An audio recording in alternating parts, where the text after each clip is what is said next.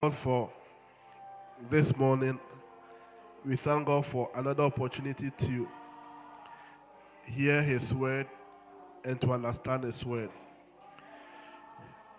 We've been looking at the book of Romans, and last week we started with Romans chapter 1.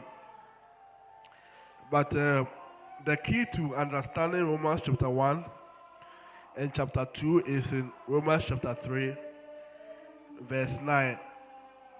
Amen. And I read, "What then? Are we better than they? No, in no wise. For we have both proved, both Jews and Gentiles, that they are all under sin." Amen. So basically what Paul was trying to do in Romans chapter 1 was to prove those of us who are Gentiles, who are not Israelites by birth, that we are all under sin and facing the judgment of God. So the chapter 2, he's going to focus on the Jews, and he's going to talk about why the Jews are under sin. So he's actually preparing the ground to give the gospel, the good news, or the salvation of God. Amen. So the first step, or the first thing you have to do before you can be saved, is to acknowledge that you cannot help yourself. Before anyone can really receive the gospel, he has to get to the point where he knows that he cannot save himself. He cannot help himself. He cannot, by his own doings, achieve the standards of God. Amen.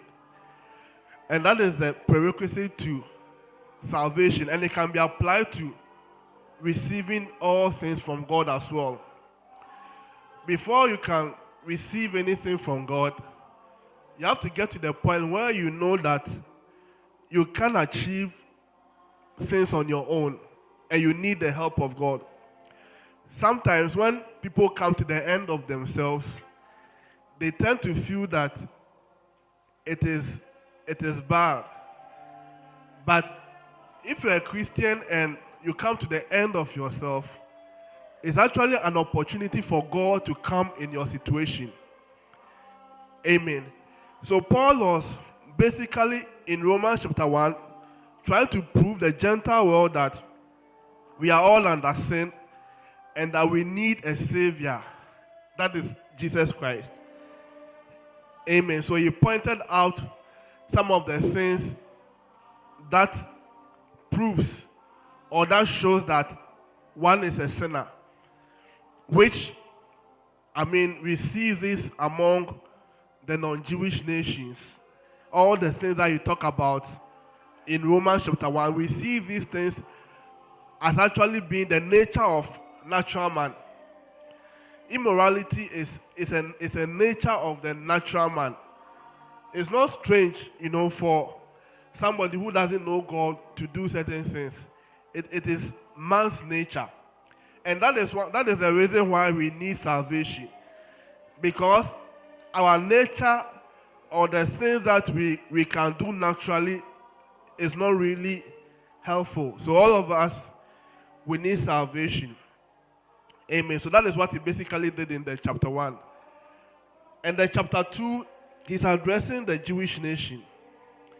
And when we start reading from Romans chapter 2, verse 1, and I read, "Therefore thou art inexcusable, O man, whosoever thou art that judgest.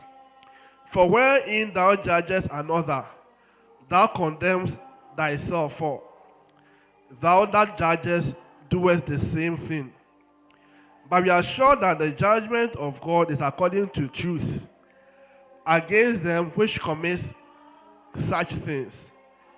And think thou this, O man, that judges them who should do such things, and doest the same, that thou shalt escape the judgment of God. Amen. Because the Jewish nation, or because the Jews were given the laws, they understood the things that please God and the things that do not please God. Because through the laws, God made them know his standards, made them know what is right and wrong. So what happened was that they started using the knowledge to judge other people. But they themselves, they were also not free from the same thing they were judging other people, because no human being can do what is right with his own strength. Amen. You can do what is right to some extent, but you cannot continually please God as a human being. So when these people had access to the law, they started judging other people, and they started condemning other people. But they thought that because they are the ones who know the truth, or they are the ones who have been given the law, they were going to escape the judgment of God. Amen. And he's trying to point to them that the fact that you know the truth and you are able to use the truth to condemn someone doesn't mean that when you do the same thing, you will escape. And when you come to the verse 4, he was actually revealing the reason why God had not judged them all along. And he was saying that, when you read the verse 4, he was saying that, or despisest thou the riches of his goodness and forbearance and long suffering, not knowing that the goodness of God leads you to repentance. Amen. So he was showing them that the fact that God has not judged you yet does not mean that you are pleasing to God. You know, a lot of people, once they know the truth, or once they know what is right and wrong, they think that knowledge alone gives them an excuse before God. So you find some people using the knowledge to judge other people. Meanwhile, they are committing the same offense. And he was telling them that the reason why, when somebody knows the truth, or somebody has the knowledge of God and he is not using it, and God is not judging the person, is because God has extended his goodness towards that person. Because God is rich in forgiving sin. God is rich in postponing judgment. God is rich in taking his time before he judges people.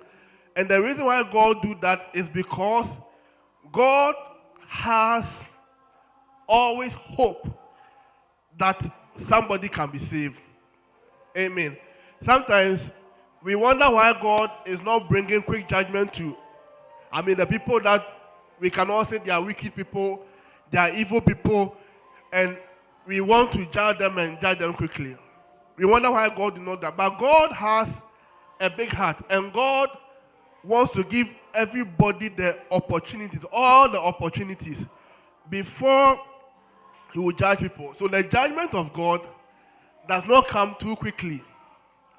It's all because of God's heart, which he always wants to give people the opportunities to change and the chance to change. So these people, because,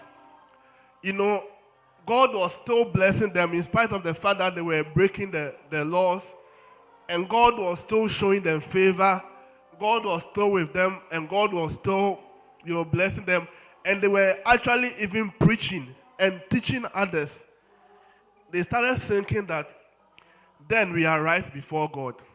And Paul is showing them that it's not because they are right before God, but God has just extended his mercy to them because he wants everybody to repent. He wants everybody to change at the long run. And sometimes people don't understand why wicked people live for long. And sometimes why wicked people stay for long. It's not because sometimes God wants to give them the opportunity to repent. But when they exhaust all the opportunities and they don't repent, then, their sins can, take them or something like that. But God is not too quick to to judge people as sometimes we think he is. Amen. And the verse 2 also let us know that it's only God who judges according to the truth. We may all have opinions about what is right and wrong, but the one with the right to judge and the one who actually can judge truthfully is only God. Amen. So the Jews, in spite of the laws that they had, and they were judging others, they themselves were at fault before God, but they did not know. And they were judging others. So Paul was just preparing the foundation for everyone to know that we need Christ. Amen. So when you go to the verse 5 and from verse 5 to verse 9, he reviews something that is very important.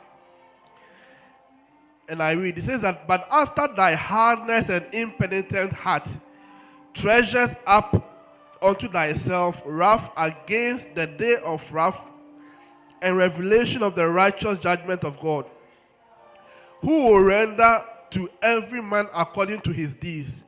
To them who by patient continuance in well-doing seek for glory and honor and immortality, eternal life. But unto them that are contentious and do not obey the truth, but obey unrighteousness, indignation and wrath, tribulation and anguish upon every soul of man that doeth evil, of the Jews first, and also of the Gentiles. But glory, honor, and peace to every man that worketh good, to the Jew first, and also to the Gentiles. For there is no respect of persons with God. Amen.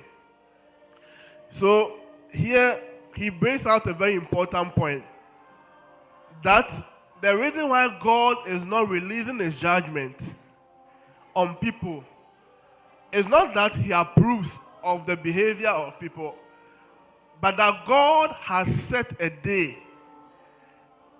where he will bring everybody to the books.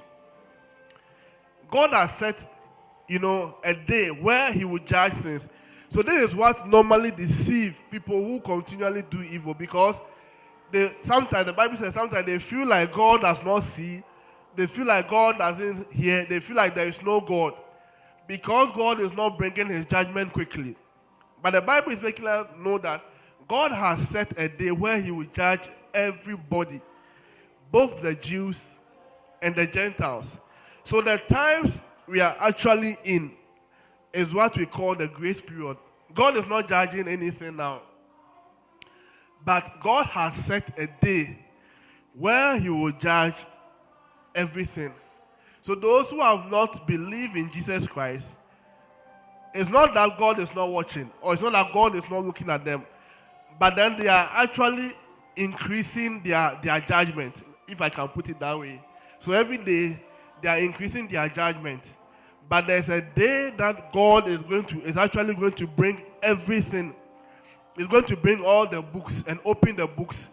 And everybody will stand before God. And those who have not given their lives to Jesus Christ, then they have to answer for every little evil that they did on earth here.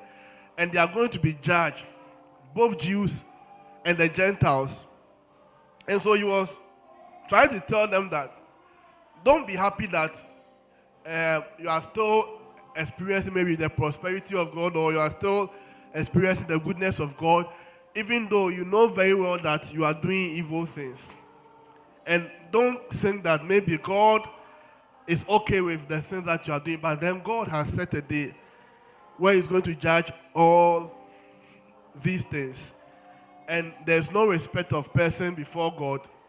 Before God, even if you're a Jew and you have done what is wrong, you receive the same punishment. If you're a Gentile and you have done what is wrong, you receive the same punishment. And so there's no respect before God. God doesn't do things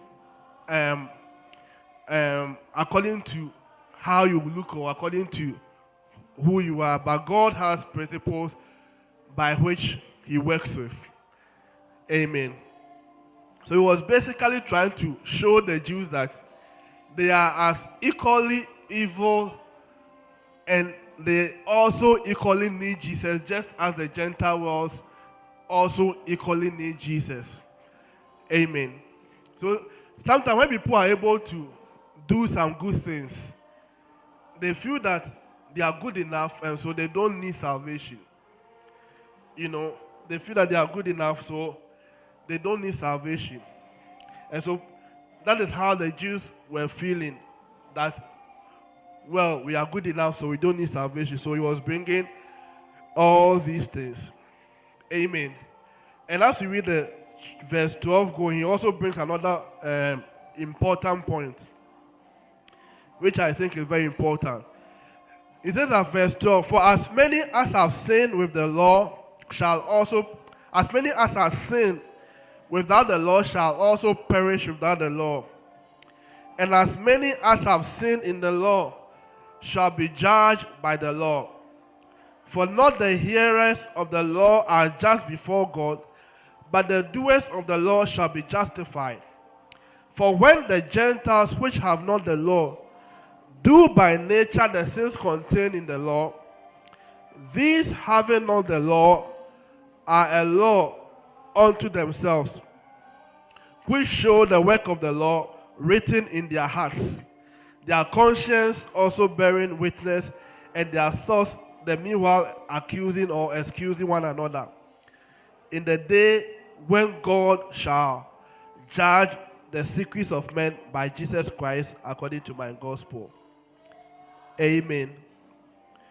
So he was bringing out the point that when it comes to God, it's not about a Jew or a Gentile that matters. Or it's not about those who know the truth or those who don't know the truth that matters. But it's about those who do what they know. And he goes and he goes ahead to say that even the Gentiles who do not have the law, they can do what is good according to the Lord by nature, because God's laws are written in every man's heart. Everybody knows what is good and what is not good. Even before one begins to read the Bible, everybody knows, because God has given everyone conscience, God has given everyone thoughts. And these are the things that helps us to manage our lives before we come to Jesus Christ or before we come to know God. So even the Gentiles that did not have the law sometimes are able to do what is right based on their conscience and on their thoughts and the laws that God has put in their heart. And he was saying that if you, the Jews, who actually have read what is good and what is right from the Bible or from the laws that are given you, do not do what is written in them, these Gentiles who did not receive the written word are going to judge you people. And that is what Paul was saying. Amen. And this explains why unbelievers can prosper when they use the principles of God. Because God works by principles. For example, the Bible says that he makes his sun both shine on the righteous and unrighteous. And he makes his rain fall on the good and on the evil. Then you see maybe a wicked person, somebody who hates God, take advantage of the sun and the rain to plant a seed, it will grow. But when the children of God who love God do not take advantage of the same thing, they wouldn't have anything. You see, and there are a lot of things. It's not up to God. God has provided things for all of us to take advantage of. And that is how the laws of God works. And so, God having provided the rain, having provided the sun, if the children of God will sit down and say that we are waiting for God to bless us, for God to see God's blessing, and the children of the world or the wicked people will take the seed and plant it. God will not say that this person does not care about me, so I'm not going to cause the rain to fall. The rain will fall, and we will see their fruits or their crops prospering, because they have aligned themselves to the principles of God. Amen. So the principles of God works for everybody equally, whether you're a believer or you're an unbeliever. If an unbeliever stumbles on the principles of God and use it, it will work for him. And people and the church will be crying and will be saying that, why God, this person is a wicked person. Why are you blessing this person? Why are you doing this for them? It's not God who is like necessarily blessing that person. But the person is cooperating with the laws of God. He has found the natural laws of God and cooperating with it, and because of that, he is reaping the benefits. Amen. So what God do for his children is that he gives them the truth. He gives them the things that will benefit them. But the problem is that sometimes the children of God do not take advantage of the truth that God gives them. The time that the children of God don't take advantage of these things. Amen. The other time I was talking about the story of Dangote. And according to that story, they are saying that Idahosa, those days, Idahosa, had got some visitors from, I think, US. And they needed to catch a plane. And he need at that time, Idahosa had so much power, even in the Nigeria state. And he needed a place for these visitors. So, according to what I heard, even the plane was about to, start, and he went to stop. And he entered the plane, and he said, I need a seat for this my visitors. You have to catch a plane. So if anybody can volunteer their seats. And a lot of people were in the plane. Then Dangote, at that time, he was a young businessman. And and he's a Muslim. And he gave up his seat for the men of God that had come to the state.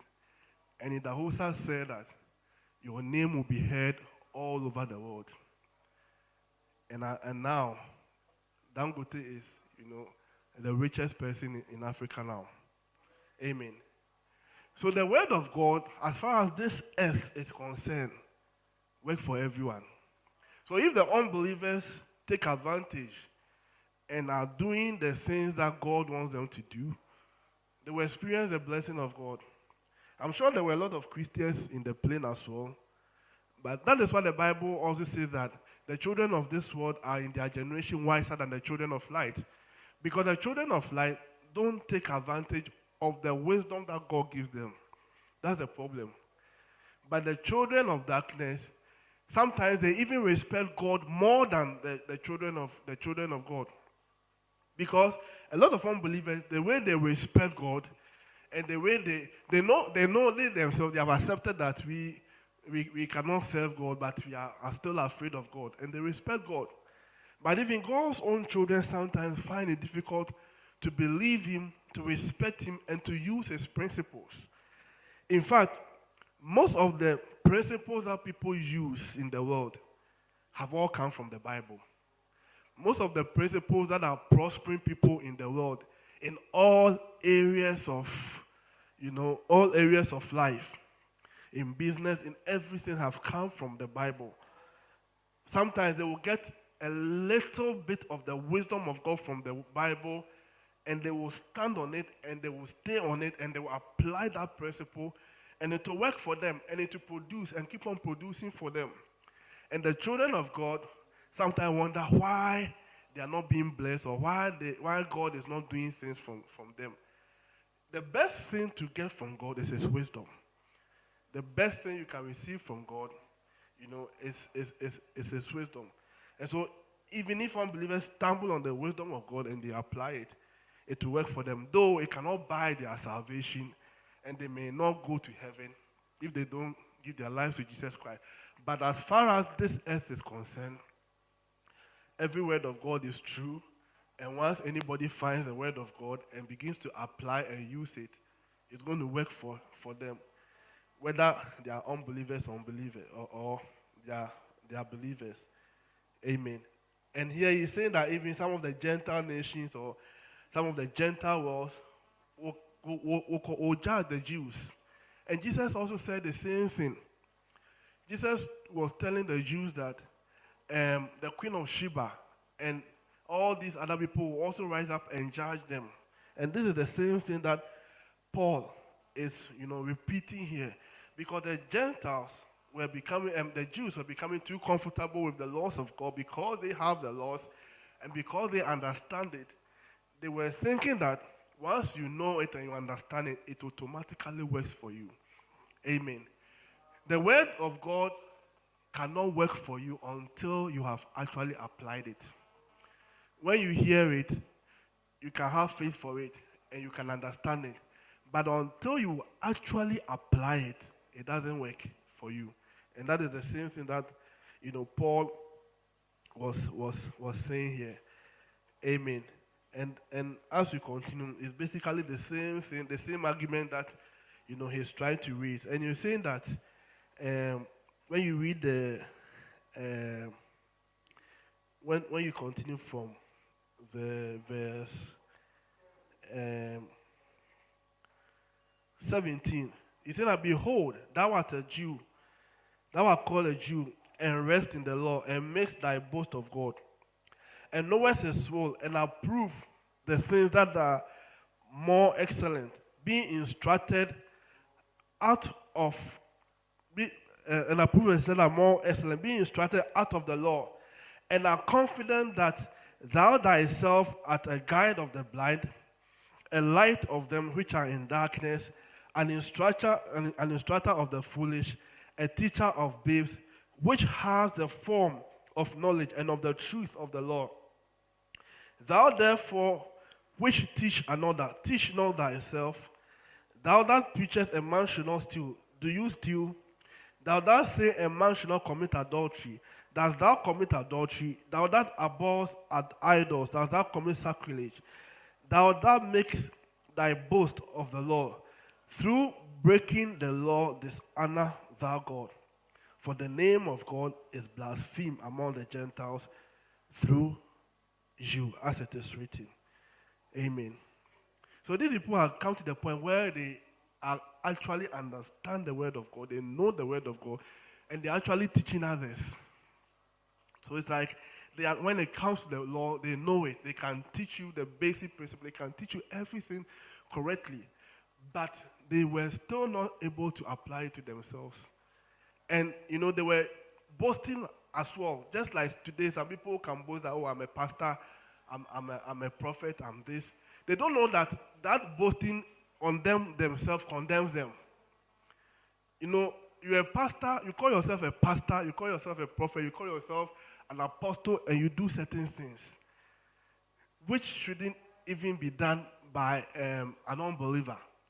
That name you have put on yourself is actually a condemnation for you yourself, because you were saying that because of you, the Gentiles blaspheme the name of God. And this something like this is happening in the church now.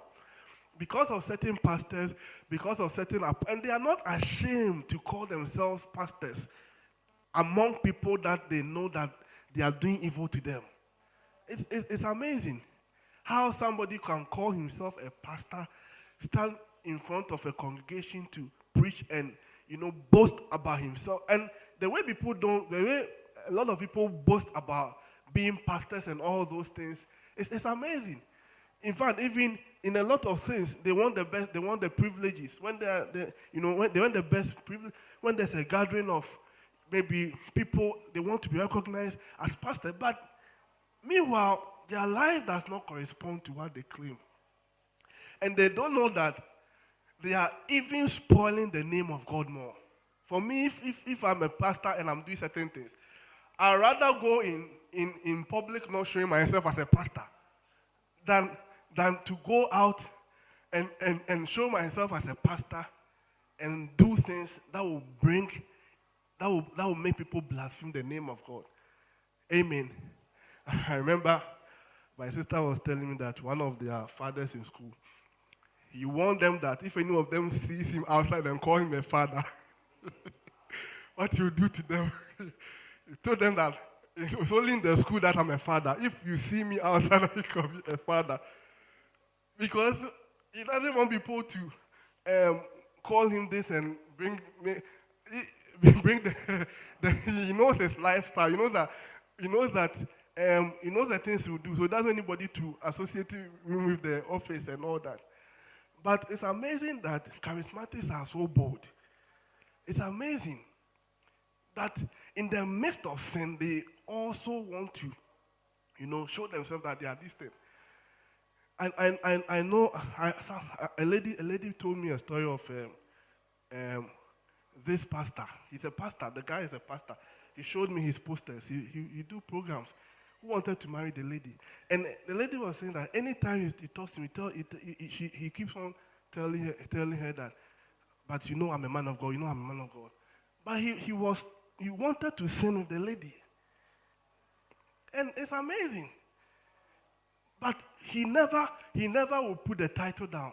Anytime he will tell, anytime the lady will do, he will make the lady be aware that I'm a man of God. Say, don't you know I'm a man of God? Don't you know? But if you're a man of God, why do you want the lady to commit this thing? Which is a sin. The lady knows it's a sin. But you are still standing on the fact that you are a man of God. Amen.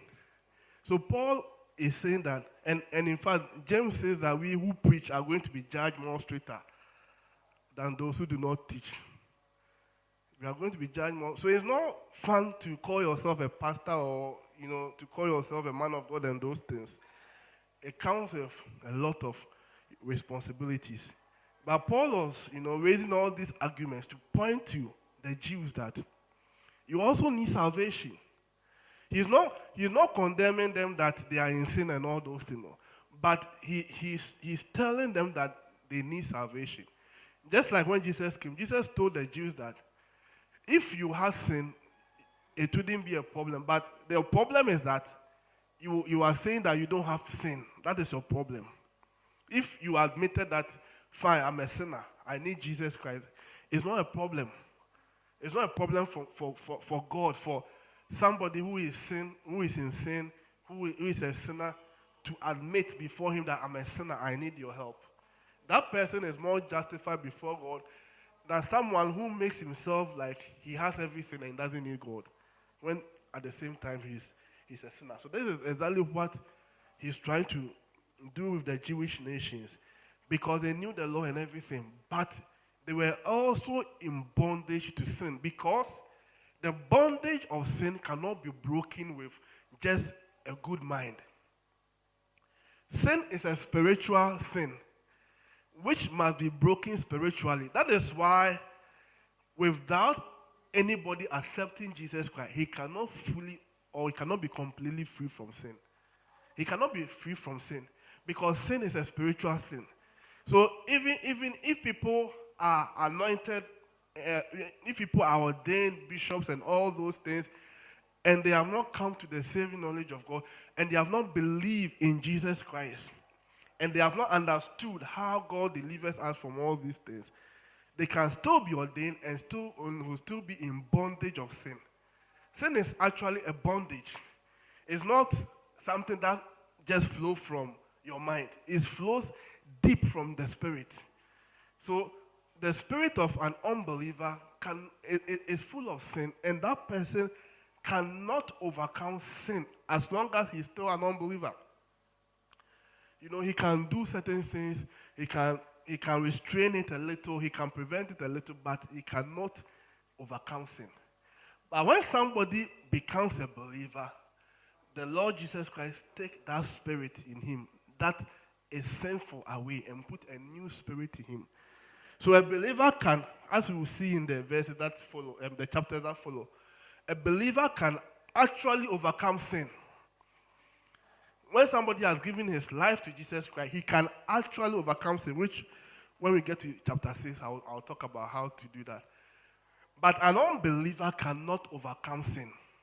An unbeliever can do good to some extent, can behave nice to some extent, but he can never overcome sin. Amen. That is why those who are very religious choose to hide their sins.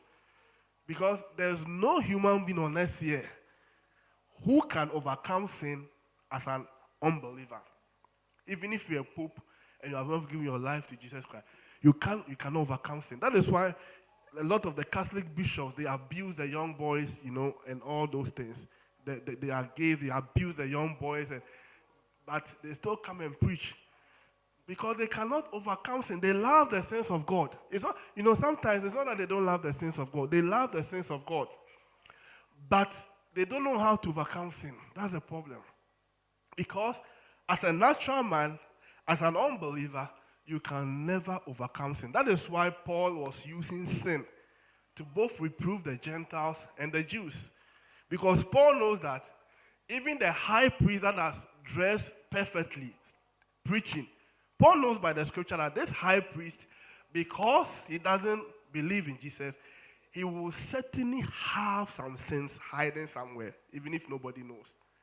That is why, when Jesus, when the people, they caught the woman in adultery and they brought the woman to Jesus, and they wanted Jesus to declare judgment over this woman.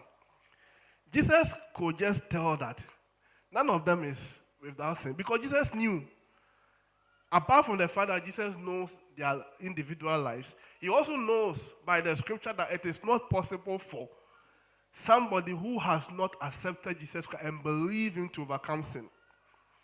And so he just uses to then say that the one who is not without sin should first cast the stone. And from the elders, they all started leaving. Because there's no human being, there's no man on earth who can actually overcome sin with his own strength and with his own power. It's not possible. Anybody who talks like that is lying. Anybody who talks like he can overcome sin, and these people are more condemned. They condemn people more than they are lying, because sin is a spiritual thing which cannot be overcome in the natural. You can only overcome sin when you give your life to Jesus Christ. And even when you give your life to Jesus Christ, that victory is achieved in your spirit. And you need the word of God in order for that victory to be seen in your physical life. Amen. So that is basically what Paul was doing in the chapter 1 and chapter 2. So if you are talking to somebody who is a religious person, you know that, and who is a religious person, you are trying to give the word of God to this person, and this person is claiming to be a right person, you just start mentioning certain things. Just mention certain things. If the person is honest with you, you use just the 10 commandments. You see that you mention 1, 2, 3, and the person will admit that he's a sinner. In fact, that is one of the things that a lot of evangelistic people, they use. They use the law.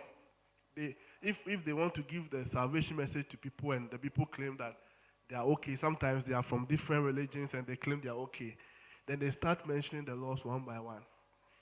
And they use the law to reveal their sins to them so that they can receive salvation.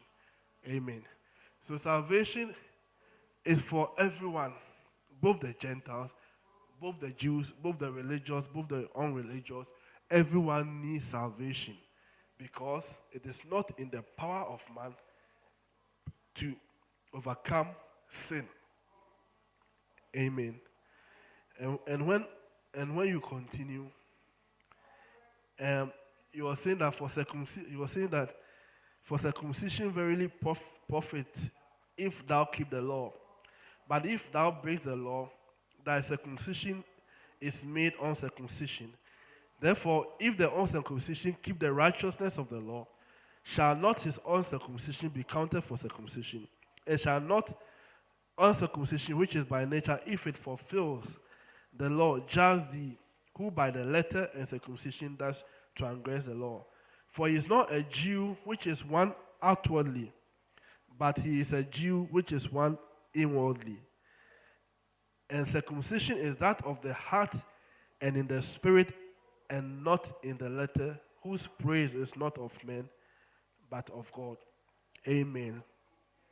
So in fact, those who believe in Jesus, they are actually the spiritual, the Jews inside. And these people were boasting about circumcision and all those, and were saying that, fine, if you do all these things and you don't obey the law, then it makes your circumcision void.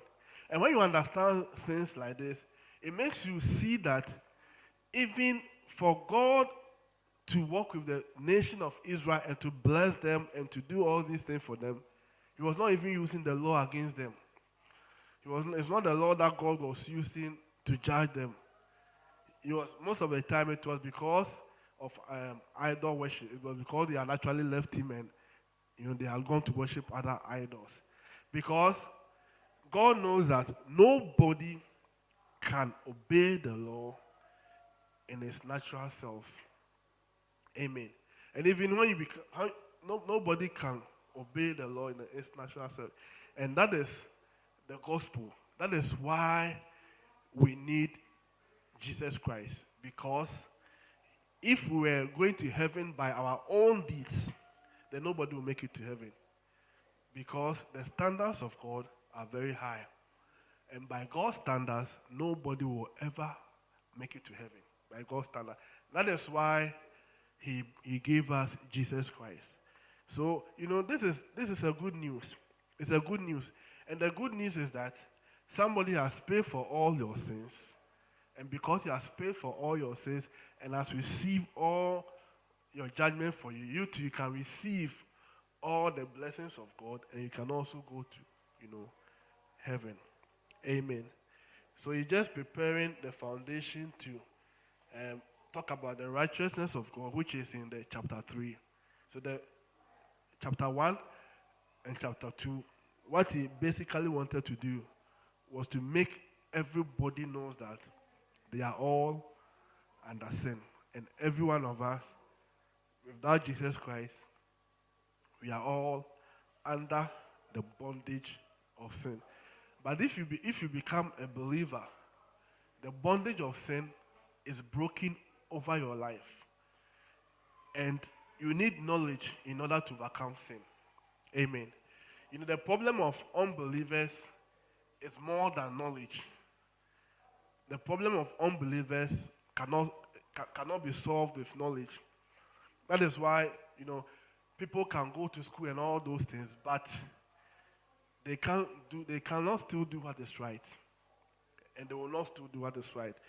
But the problem of unbelievers, the solution to unbelievers' problems is salvation.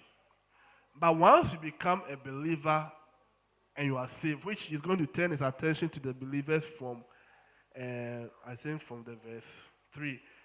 Once you become a believer and you are saved, the solution to all your problems becomes knowledge.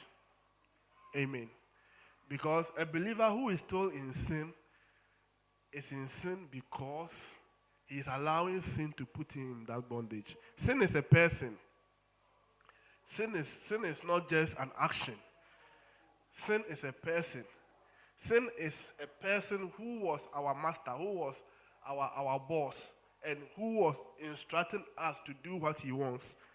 When somebody sins, it's not him, it's not the person who benefits, but the person of sin or the spirit of sin or sin is the one that benefits. And so when somebody is an unbeliever, sin is his boss. And sin can still continue, using him as he wants. But once you become a believer, the power of sin is broken over your life, and righteousness becomes your boss. And so sin cannot force you to do what is evil again when you become a believer. When you understand and you know what God has done with respect to sin, then you have the knowledge that will help you to overcome sin. Amen. So it's not the law that helps people to overcome sin.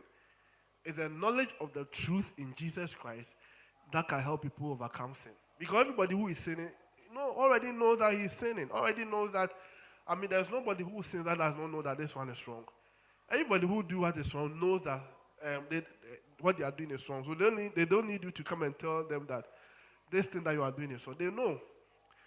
Just that those who want to stop don't have the power to stop. But they know. Others, they don't want to stop.